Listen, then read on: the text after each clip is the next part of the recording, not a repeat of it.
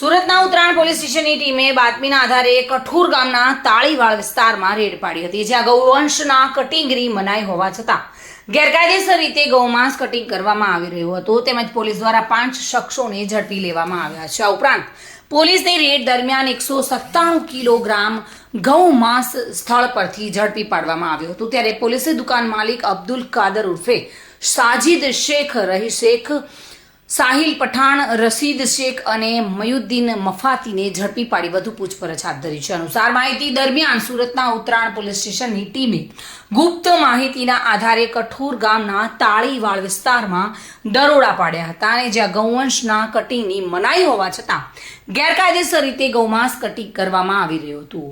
આ રેડ દરમિયાન પોલીસને મોટી સફળતા મળી હતી અને પોલીસ દ્વારા 5 શખ્સોને ઝડપી પાડવામાં આવ્યા છે. તારીખ 27/5/2025ના રોજ ઉત્તરાયણ પોલીસ સ્ટેશનને ડી સ્ટાફ અને પીઆઈને બાતમી મળેલી કે ગૌવંશનું ગેરકાયદેસર કટિંગ કરીને ગૌમાંસનો જથ્થો કઠોર ગામમાં રાખેલો છે.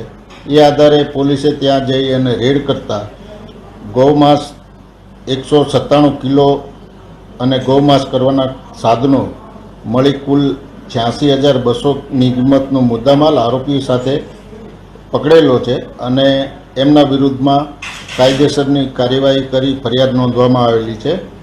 આ કામે અબ્દુલ કાદર ઉર્ફે સાજિદ મચ્છા, હમીદ શેખ, રઈસ મજીદ શેખ, સાહિલ રસુલ પઠાણ, રશીદ સાડુ શેખ અને મયુદ્દીન અયુબ છોટા બાફાથી તમામ રહેવાસી અબરામાં કઠોર ફળિયામાં એને પકડી અને કાયદેસરની કાર્યવાહી કરી હાલ તપાસ ચાલુ છે.